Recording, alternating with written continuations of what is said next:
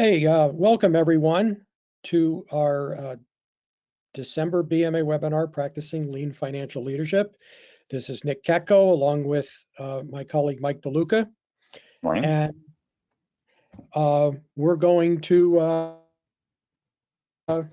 get started. First, couple quick questions. Can you, and just put something in the question, responses in the question pane. Can you see us? Can you hear us? And Mike, we just want to make sure your screen is shown. Oh, okay.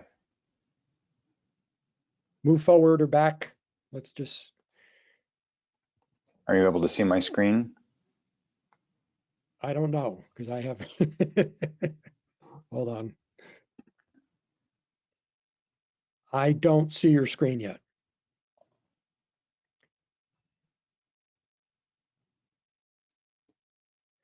Hold on one second.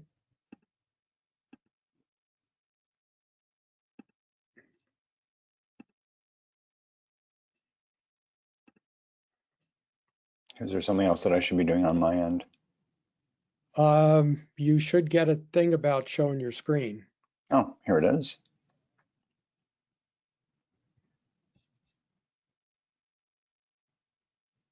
All right, there we go.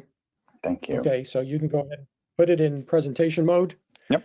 And Mike's going to do the presentation today. I'm just going to sort of do the beginning and the wrap up. So first of all, Mike, if you could advance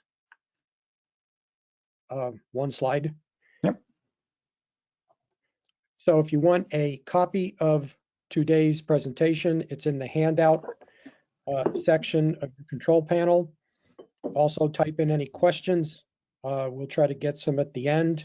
If you're watching a recording of the webinar, and obviously you can't download, but email me and I can send you a copy of the presentation if you want it.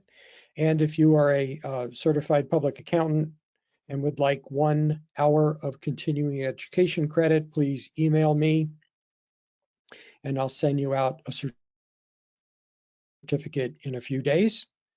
And so that takes care of everything. So I'm just going to turn it over to Mike. Go ahead. Great. Thanks, Nick. And hello, everyone. Thanks for joining us for our last webinar in this year that has been, I think, really rich with a lot of great content that we've appreciated the opportunity to present.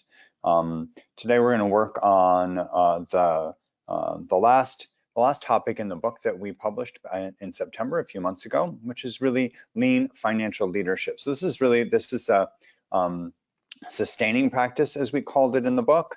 And if you've been watching these webinars and or have had a chance to read the book, you know, we really start with 4 foundational practices, which are the aspects of lean practice that anyone learning lean needs to learn, and we need to understand then how to apply them, translate them and apply them to finance and accounting.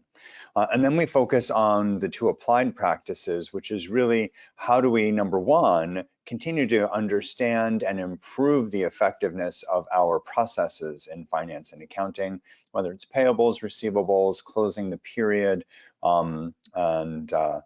examples like in payroll. And then the other applied practice, of course, is lean financial management, which is how do we continue to understand and improve how we're providing relevant and reliable and useful information to the organization to make good decisions and take action to grow customer value. So this is the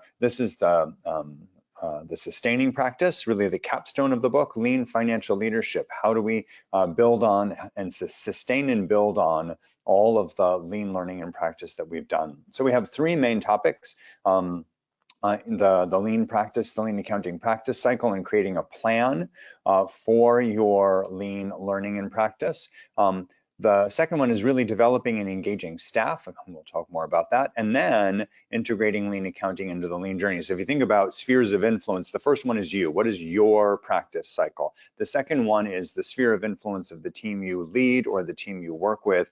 And then the third one is the largest sphere of influence, which is the lean strategy of the entire organization. And then we'll wrap up with some thoughts on people, practice, and humility, and have a discussion, respond to questions. I'm going to start with a plan, and one of the things that that we often get asked, and we talk about this a little bit in the book, is where to get started. And I think the answer to where to get started is potentially unsatisfying when the answer is, well, it depends. But what is important to think about is, just like in applying lean thinking in any situation, we need to come back to what's the problem we're trying to solve. So the accounting team may have a problem or an opportunity that's specific to the team or related to the organization's implementation of the lean strategy. And we really need to understand, in order to think about how and where to start or to continue the developing your lean practice, is what's the problem we're trying to solve. And so we developed this practice cycle in 4 different quadrants that speak to, and we'll go through each of these and talk about the why and the how. But really thinking about at the beginning, creating capacity to think differently about the work, creating capacity to do more related to lean accounting improvements, then making our work more effective, then engaging with other areas in the company around clarity around how lean impacts results and driving more customer value. So we'll go through each of those. But what you see in the outer part here is you think about the practices of lean accounting. In each one of these quadrants, there are practices that we're going to primarily draw on. So for example, for creating capacity, it's going to be really important to understand the foundational practices of understanding customer value and identifying waste.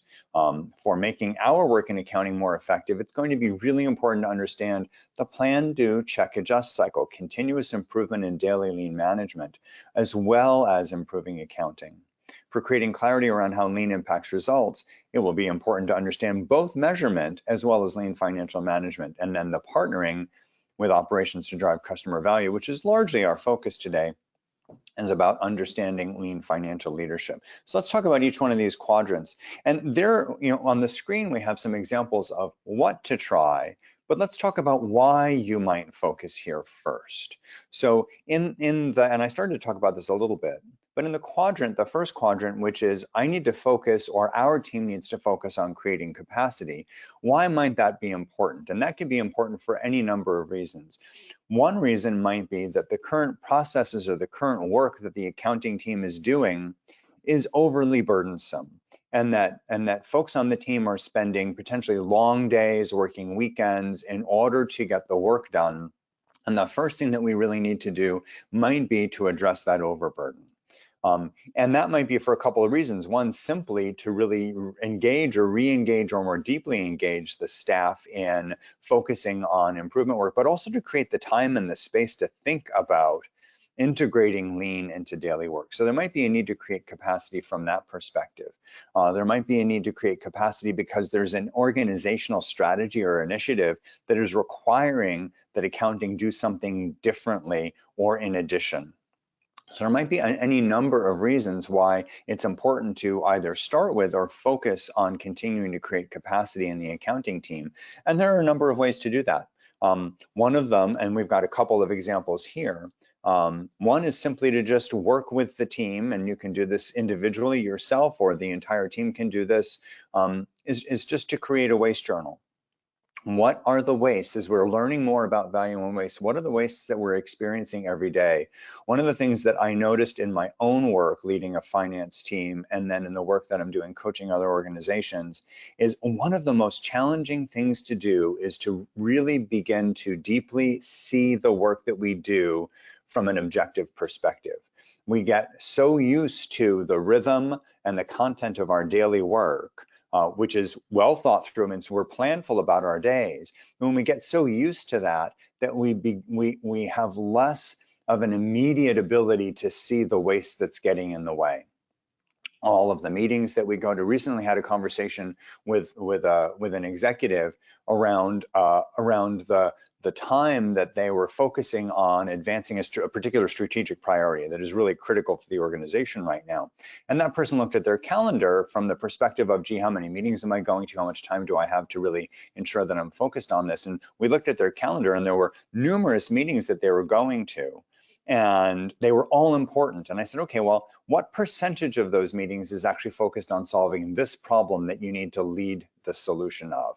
And it was a fraction. And I encounter this with finance teams over and over again. So please consider keeping a waste journal, identifying those wastes, and then with your team, potentially a daily huddle where you could talk about and start to collect data on what are the wastes that we're experiencing, what are the most frequent ones, and which one might we prioritize that we could eliminate each week. So creating capacity is really important, and that's a focus that never goes away. As part of the lean strategy, and I know, Nick, you've talked about this a lot, the lean strategy is really about creating time to do the work better, time to do more work, time to deliver more value to the customer. So that's creating capacity. The second quadrant, which might be a priority for any number of reasons, might be to make accountings work more effective. Some of the organizations that I've coached, and Nick, I'd love if you want to add some examples as well. Oftentimes I get pulled in because there's a pain point with a particular finance process. It might be receivables. It might be month-end close. The organization has said to the accounting team, we need this to be more effective. Please prioritize this as a problem to be solved. So that might be something that is, again, an area that you need to focus on first or more deeply. And to start, the most important thing is really to understand what's going on now. What are the process data? How many defects are we dealing with? How timely is it? What is the cycle and or lead time of this process? And then to begin to share and make those data and information visible. Look at them in a daily huddle. Again, if you don't have a daily huddle, it's an easy practice to set up. It can be as little as 5 minutes a day with a simple question of what do you have on, simple questions around what do you have on deck today? What do you need to be successful? What got in your way yesterday? Really some simple questions to get started. And then you can build on it from there. But use these data to then set an improvement target. If what's really making the work challenging is a high incidence of defects, then think about setting a target for defect reduction first and work through a cycle of continuous improvement or plan, do, check, adjust as a team. Third quadrant is really creating clarity around how lean impacts results. And with this one, and again, this is a common lean practice, gather voice of the customer. Ask the people, and so we've got an example here of an activity, ask the people who use or consume or take action on the information that accounting is providing, whether it's reports that are delivered after month end or analyses that are done to inform understanding and action. Ask those end users or customers how they use that to improve customer value. And use that input to make improvements both to the relevance and the clarity of the information that you're providing. And this was a really important focus of my team. Actually, this one is an interesting one because my team, in order to create capacity, because we produced a significant number of recurring reports each month, it was in the range of about 400 reports that were produced and distributed each month. One of the most important opportunities to create capacity was to say, why do we need to produce each of those? Are they all being used to help the organization improve customer value? Or is there an opportunity to change, refocus, reduce those? And so we went through this exact exercise around asking folks, hey, you get this report, I know you appreciate it, I get good feedback, but please let's talk more specifically about how you use it to improve customer value. And then that allowed us to make a significant reduction in the number of reports because we got really aligned with the end users of the reports around we produce information in accounting in order for operations to make better decisions for the organization. And a good number of reports are interesting, but don't necessarily drive action or improvement. So that's an important one. And then the fourth one is really partnering with operations to drive customer value. And this is where we in accounting step out of our own roles and say, what is operations doing to improve customer value and how can we support them? So that can be an important focus. Again, early on in my organization's lean journey, we had to pull a request from operations to help them set up the metrics on their daily management, their lean daily management visual boards. Not just identify the metrics, but help them figure out, because a lot of these operational leaders in our organization weren't necessarily really good at using Excel, at sourcing data, and they're like, how can we partner so that we can get the information we need, and it's the right information, but we can also get it easily, so we can go up on our visual, we can use it on a daily or a shift by shift basis. So these are different areas that you might start in, you might continue to focus more deeply in, and some suggestions about how you might pursue those. Let's go ahead, Nick, and do the first attendance check before we move on to focusing on staff engagement.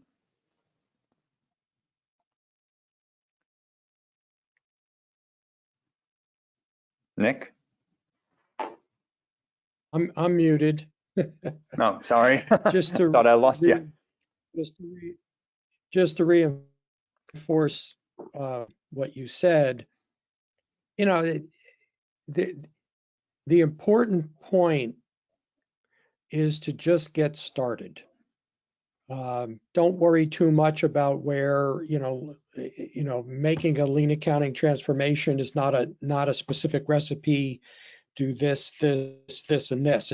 Every company is a little bit different.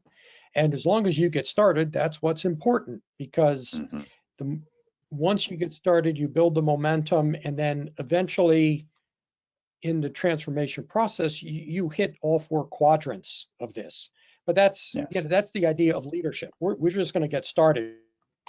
We're not going to study it too much and try to figure it out, have a whole lot of meetings and let's just jump in and do it. Okay. So here is the first polling question. Let me launch it. All right. And again, this is just for continuing education purposes. So I'll give you about 30 seconds or so to respond, please.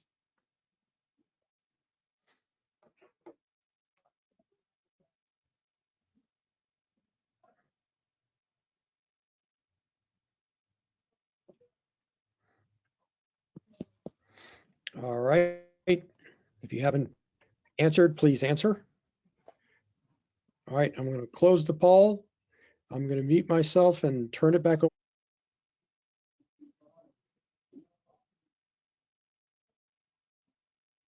Okay, great. So the second of the 3 lean leadership practices, I'm sorry, I just had a notice on my screen about my network connection. If anyone is having trouble hearing me, please let us know, and I will see if I can find a better network to log into. Second of the 3 lean leadership practices, sustaining practices, really around developing and engaging staff. And we've talked about this a lot, that lean is a people-based learning and improvement system. So if it's people-based, if the idea of respect for people is as much at the core of our lean practice as continuing to improve customer value, then in developing and engaging staff can't be an afterthought. It can't be we should also think about that. It has to be fully integrated into our lean leadership. So we're going to talk about a few examples of this, and one of them might seem tactical, but it can be really, really impactful, which is as we make other problems and opportunities visible in our lean practice, we can use a skills matrix to make our skills, our capabilities visible. And it can be, again, not just a tactical tool, but really a deep part of the lean leadership practice, because it can support many, many things. And I'll share a brief example from my own leadership in lean leadership and finance. But if we have a skills matrix that is relevant to what our team needs to be capable of to be successful, it can help us further develop the team and provide cross training so that we can level the work. We can better connect work and skills, work assignments and the skills on the team as they come up.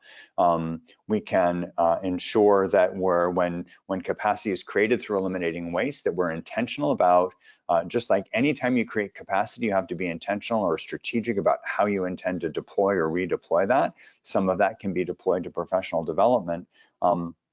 And we can also, in developing skills, create a lean accounting curriculum specifically for our accounting and finance team. So I have a number of different anecdotes. I'll try and I'm going to focus briefly on this, and we can always come back to it in the discussion part of the webinar. But for us, I'd had a team of 30 folks that reported up to me, and what we discovered, and again, I mentioned earlier, we had recurring reports that we produced. We had a role in month-end close, but we were a financial planning and analysis team, so we didn't do the majority of the work in month-end close. Of course, we had budgeting, we had forecasting, we had business analyses and projects that we participated in. But what we discovered in our management team was that when projects came up or situations came up or requests for help or assistance came up, we had certain go-to people that we would always ping or ask for participation in that project. And that was frustrating for a number of reasons. One, it was frustrating for us as leaders because those folks would be potentially would be maxed out in terms of their capacity, but we would have other people with time, and we weren't effectively using them. And it would be frustrating for the staff from the perspective of the folks who were always asked. They were overburdened. From the perspective of the folks who weren't asked, they felt like their capabilities weren't being fully used. And so we said, we just need to make our capabilities visible across the team and line those up with the work that the department needs to do. And so I think this is probably relevant whether you're talking about an accounting team that primarily focuses on payables, a finance team that's more like an FP&A team like mine. So I think you can think about this in the context of any of the different types of finance and accounting departments that you might be working in or leading. But making the team's current skills visible allowed us to say, oh, okay, where do we have only one or two people that have a skill, but there's a great demand for that skill? And so the skill that I'm talking about might be, incremental cost benefit analysis or discounted cash flow analysis. When I've worked with receivables teams, some receivables teams are split up by the type of customer that they bill. And those folks might not know how to cover each other's customer bases. And I've seen that both in manufacturing as well as in healthcare, examples of that where we have separation of duties, of tasks based on the type of customer, the type of work, the type of specialization, and there isn't that cross-training. So what we did was we identified opportunities to cross-train that were based on both the department's needs for priority work as well as what staff were interested in. So we aligned work assignment, professional development and that allowed us to become a lot more flexible across the team and allowed us to really increase staff engagement because staff finally felt like, well, I'm being recognized for my skills and capabilities. I'm allowed to build those. I'm allowed to use those at work. So it was really helpful for us in a number of ways. And as we reduced waste in our continuous improvement work and our daily lean management, we addressed another frustration on the team, which was, my entire team was salaried. They weren't hourly. So the expectation was the work just needs to get done every week. And one of the frustrations was, well, we never have time during the work week, even if it's longer than 40 hours, for professional development. That's left to us to figure out maybe on the weekends and the evenings. But we said, okay, when we create capacity, we're going to deploy some of that intentionally to everyone's being able to pursue professional development as part of the work week. And that's another way to think about engaging staff by building on skills and professional development. And again, using your lean thinking to be intentional about redeploying capacity or intentionally deploying it when you create that through reducing waste. One of the other things that we did, and again, this was early on, was we created for our accounting team, for our finance team, a lean accounting curriculum. This was so that the whole department would have a good understanding of not just lean concepts, but how lean was being learned and applied in operations, which would allow us to continue to partner well and even better with our operational partners, our operational customers in the organization. Once we had initially developed that and taught that to the entire team, then as new staff, as roles turned over and new staff came onto the team, everyone on the team was able to orient a new colleague. So it wasn't just left to me or a few of the managers to do this, but it became something that anyone on the department could then orient a new staff to our lean accounting curriculum. So just an example of a skills matrix. What we had in my department was what we called foothills skills and peak skills. It was just a metaphor that we used. A foothill is a place that everybody ought to be able to get to. Those were skills that everyone needed to be able to learn effectively. Peak skills were where we didn't need all 30 people in the department to learn them because we didn't have enough demand, but we definitely needed a certain handful. But again, you could apply this to a receivables team and be specific, not necessarily to things like discounted cash flow, but maybe certain types of customer billing, maybe certain types of data sourcing for customer billing, or systems capabilities. Like, for example, folks are good at using certain systems, or maybe folks are adept at creating visual basic macros in order to automate processes. Any number of things might be relevant for your particular team. So I encourage you to think about that, and one application of lean financial leadership is really to engage the whole team in creating what the list of skills are that are most relevant. Another thing that I've discovered in working with finance teams on skills is when you go around initially to identify what skills folks have, you learn about a number of finance and accounting related skills that some team members have that they're not currently using at work that you weren't even aware of, that you might be able to really take good advantage of for the team and for the organization. So this can be a really powerful area over time to deepen the lean leader practice and the lean capabilities of the team.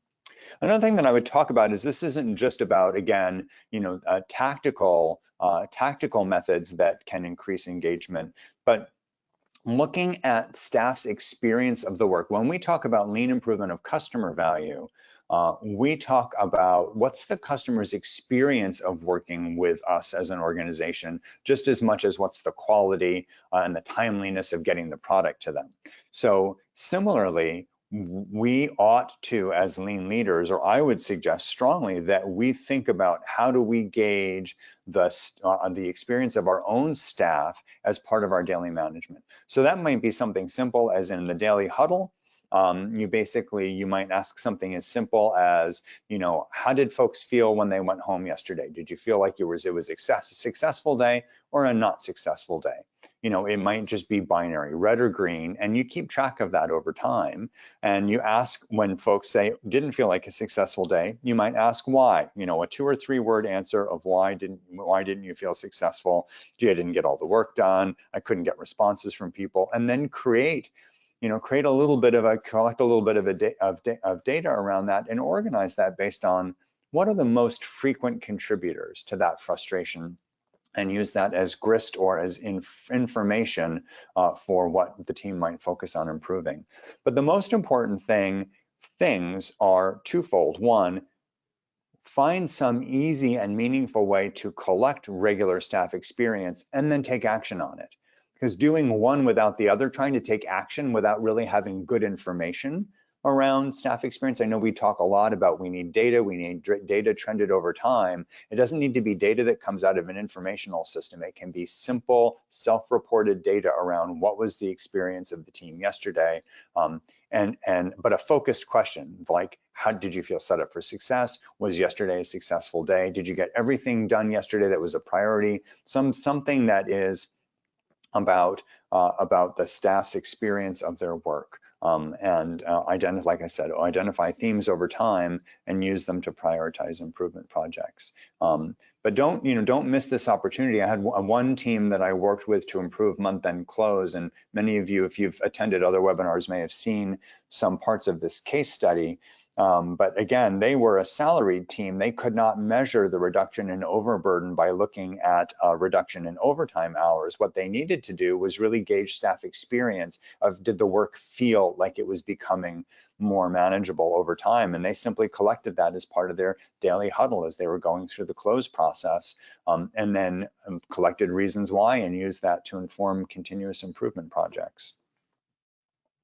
So we're going to move into attendance check 2 again. Nick, as you're doing that, what thoughts would you add to this, to both the importance and the method of engaging staff and understanding what's their experience of the work? Yeah, I not a whole lot more to add. I think the whole key is that this is beyond sort of the technical professional competence of finance and accounting people. Okay, I mean, obviously we want technically competent professionals, but this is more, focus this more on lean thinking, focus this more on how understanding lean, collaborating with other parts of the business. And I think that's really the skills you want to develop. If it's sort of a corny way to explain this would be you want to create lean accounts, not just great accounts. And when you come up with the skills, because over the years, I've encountered a lot, actually just last week where I was working, encountered a lot of financial people who have an interest in lean, but they don't know how to go about learning about it, or maybe they don't even understand. They know the company's doing it, but they're not involved in it. Mm-hmm. All right, so let me do poll number 2 and launch it.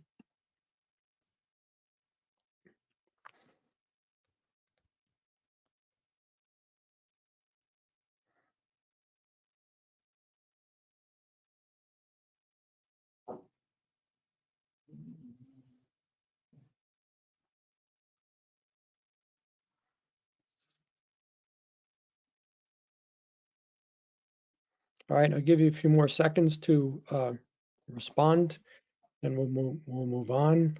All righty, I'm going to close and turn it back over to you, Mike.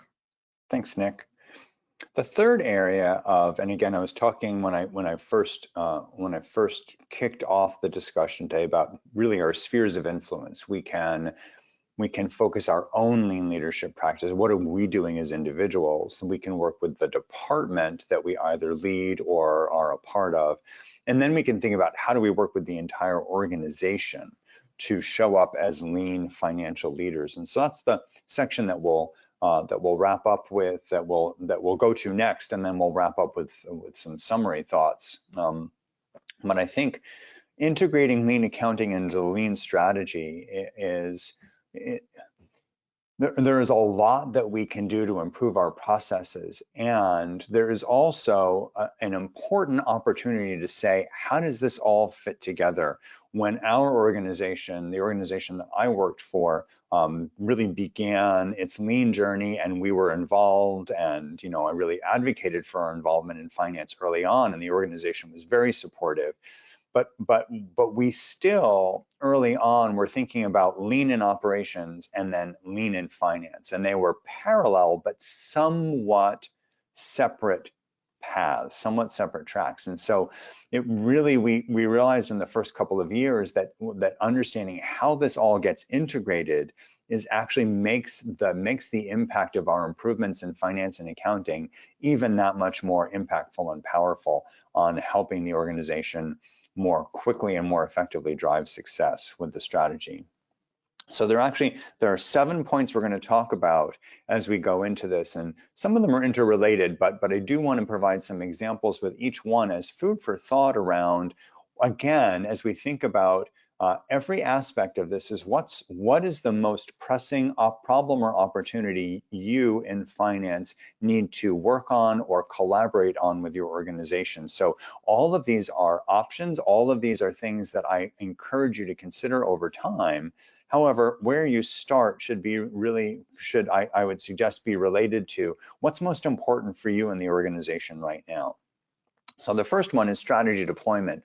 I don't know if your organizations are using the lean method for strategic planning and deployment. We began with it early on.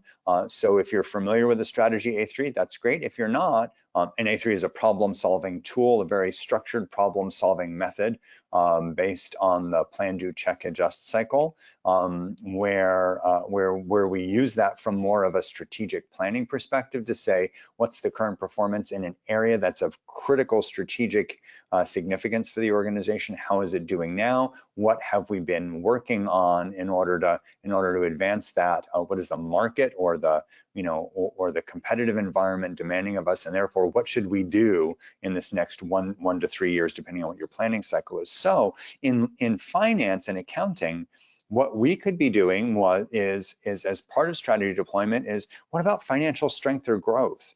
Is there a strategic A3? Is there a problem or opportunity for us to further strengthen or grow the financial capacity of the organization? That might be to support operational growth. It might be to support market expansion. It might be because the organization has some instability in its financial strength and really needs to move to a more stable position in order to grow. Whatever that might be, finance and accounting can really take the lead with input from others in the organization on an A3 on financial strength and growth. And the reason this is around lean financial leadership is because the finance wouldn't be doing this in a vacuum. Finance would be doing this with input, just because whenever you're looking at continuous improvement and you're looking at what's getting in our way and you need to understand root causes, that's going to take you out into discussions with sales and operations and marketing and maybe legal or any number of different areas of the organization. Similarly, finance can collaborate on the strategy A3s or the strategic problem solving that other areas in the organization are doing, because those areas might need help or insights on the analysis of either the current performance or the impact of that performance on financial outcomes. And finally, with strategy deployment, once in a lean system, once the strategy is deployed and we're in the check adjust cycle after having planned and done or implemented the strategy or strategic initiatives, it's really can be really impactful for finance to either collaborate on or even take the lead on identifying the relevant, the critical measures that from an operational daily process basis up to an organizational outcome basis are informing success.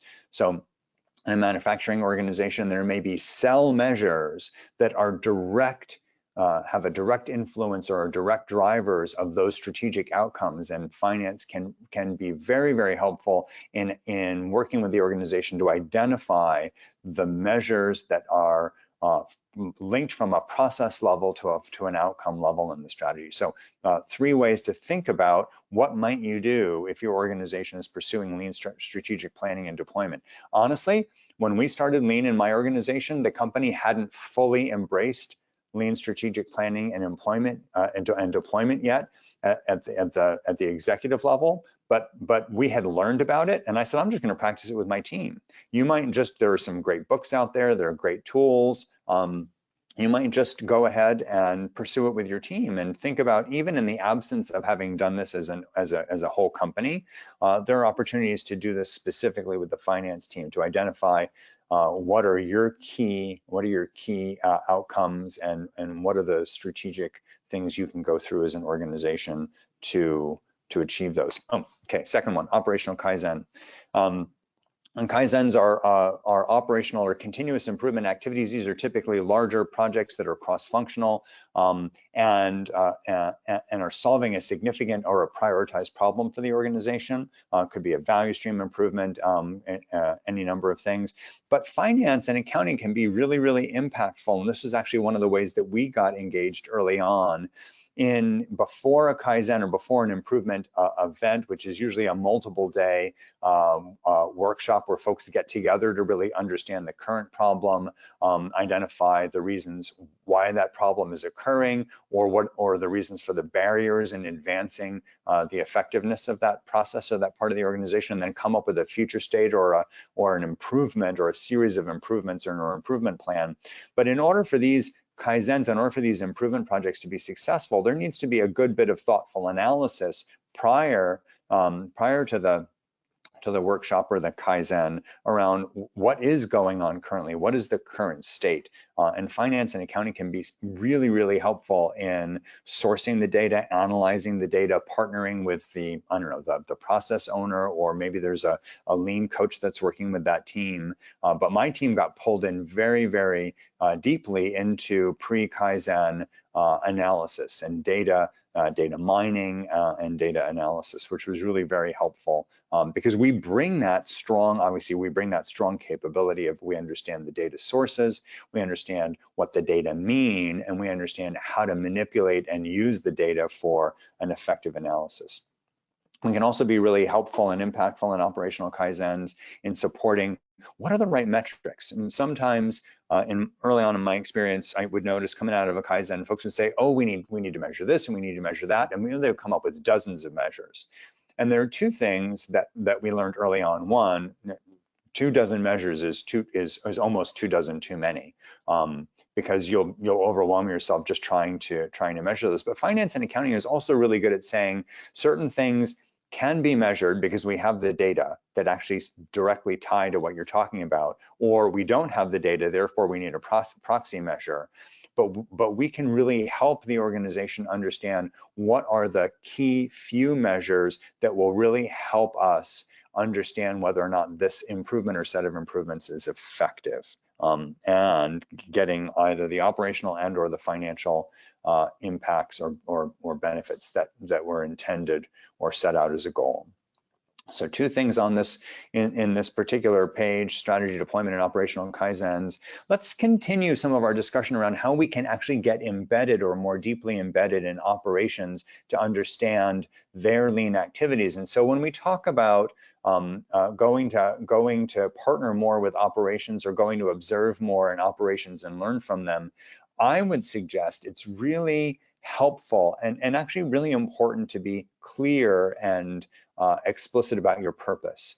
In a lean organization, I think that as leaders go and observe processes and operations in different areas of the organization, when it's done, I think effectively, it includes an explanation of why am I here? I'm here to learn, I am here to be supportive, I'm here to take information back to the executive team, I'm not here to grade you or judge or blame or obviously anything like that. So if we go to, and my team had a regular rotation as part of our leader standard work, and it didn't matter if it was a manager or an analyst, everyone attended operational huddles in a regular rotation in order to better understand how those operational areas through their work and through their improvement impacted financial outcomes. It helped us be better analysts. It helped us be better informed around the operational realities. When we were doing forecasts, when we were doing budgets or financial plans, we had a much better sense of what was going on that would inform the organization's ability to meet a robust financial plan or a financial target. We also built on our own lean practice by observing their lean daily management, and we deepened our relationships. We actually already had good relationships with operations in my organization before we started this.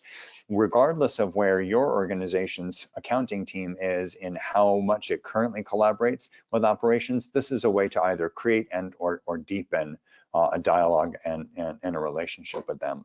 Another thing that we did on a regular rotation was we observed processes. And again, this was not to make suggestions. It was not to make any kind of judgment around the capability, but it really helped us better understand how the day-to-day work in operations impacted financial outcomes. So our financial analyses were a lot more effective because we understood the operational realities better. We were better at reflecting the impact of lean improvements on the financial statements. We better understood and could help the leaders understand in the operational areas what we call the economics of lean. And again, helps us better speak to operational realities.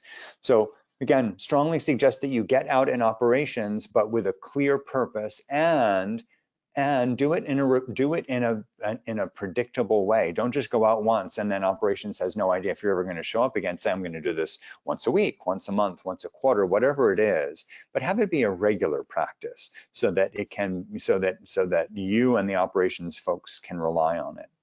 And then the last three that we'll talk about before we wrap up and go to questions and discussions are integrating both the lean and the operational management. Like I said early on in our lean journey, we had two effective but somewhat parallel tracks around lean in operations and lean financial management. And once we realized that, we were really intentional about saying, how do we just integrate these? How does our forecasting, for example, become integrated into the daily management at the operational level? We have financial forecasting, we have operational forecasting. How do those connect?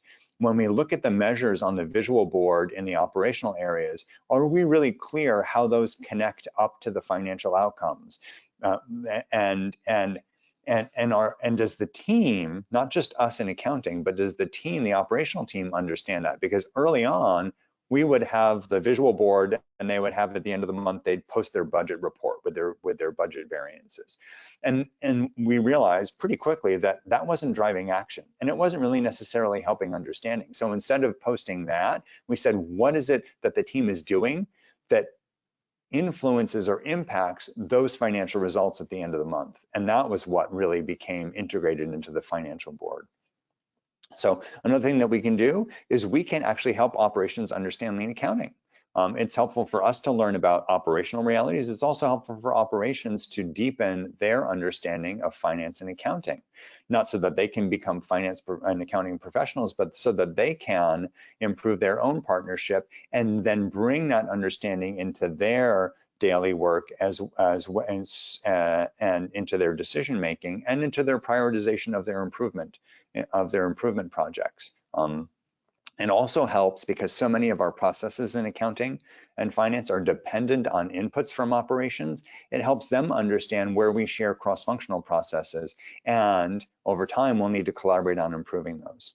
And then the last one, which I think can be really, really impactful as you look at removing defects, reducing defects, and eliminating a lot of the rework that occurs as we do analysis, as we do reporting, is to set up or participate in, maybe your organization already has robust data governance, and think about how finance participates in that and accounting so that the important the metrics that are used for accounting, for analysis to support decision making are stable, the definitions are understood, and you can ensure the first time quality of reports and analyses. You can actually do this even within the accounting team. I would suggest thinking about if you produce reports or analyses that are sent out to the organization, does the organization clearly understand in terms that make sense to them what the basis for the analysis or the report is? What my team decided to do was, since everything was distributed via Excel, we didn't have some of the online reporting tools like we do now with Tableau and other products like that. But I think it's doable in any type of system. We included in every Excel workbook a data documentation tab. You can have multiple tabs in a workbook, but we included one tab that had information around where did the source data come from, what assumptions were made in scrubbing it so that it can be used in the report. And this is one of the ways, if anyone has an organization where they hear concerns around dueling data, two different analysts coming up with would ask the same question, would come up with a different answer, that may or may not resonate. It was certainly part of our reality, and we addressed that through data governance. So I think that can be again, when the timing is right, if there's a good business reason or a good opportunity or problem to be solved, another way to think about how lean accounting gets integrated into the overall lean strategy. So we'll go to attendance now, check number 3, and then we'll get into our wrap up. All righty, let me launch this poll. Go ahead, everyone.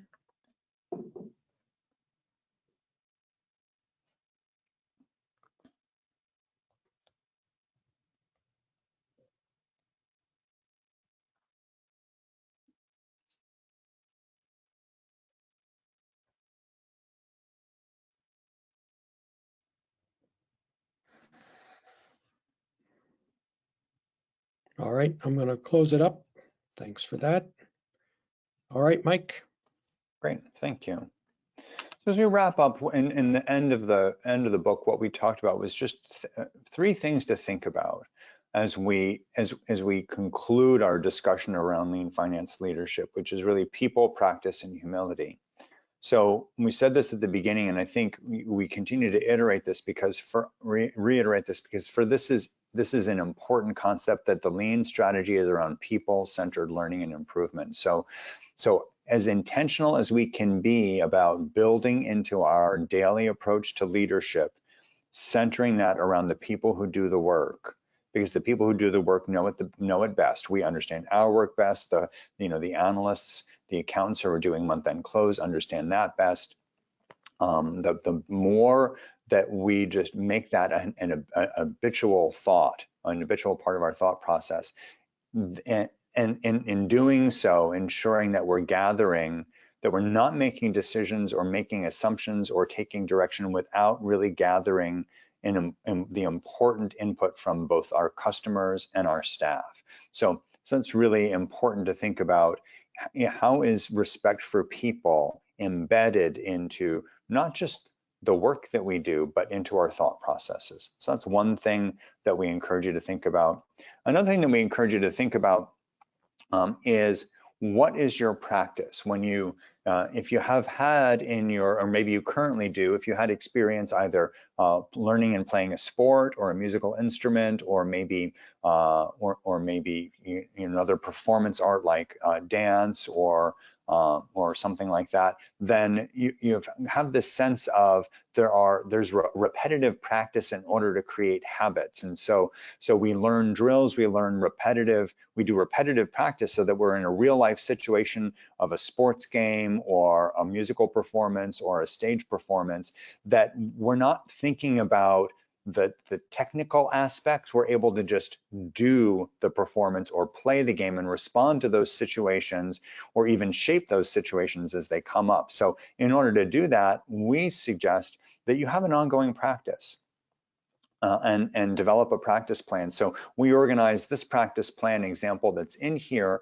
around the different quadrants in the lean accounting practice cycle: creating capacity, making accounting's work more effective, being really more clear about how lean impacts results, and partnering with operations. You might have some reflections around what the current state of that is, using input from customers and staff. You might set some long-term and short-term and long-term goals. And then most importantly, what is the next step you're going to take this week? You don't need to have a step in every single one of these. Choose one thing. Like Nick said, get started, take action, practice. In order to get feedback on your practice, it's important to do it. If we didn't go as musicians, as sports players, if we didn't go to our coaches and say, hey, here's how I'm doing this right now, and get regular feedback, we wouldn't necessarily have good input on continuing to improve our practice. So we really encourage you to have something that you hold yourself accountable to. Maybe you partner with other leaders in the organization and buddy up in holding each other accountable and supporting each other. But practice is a really important part of this.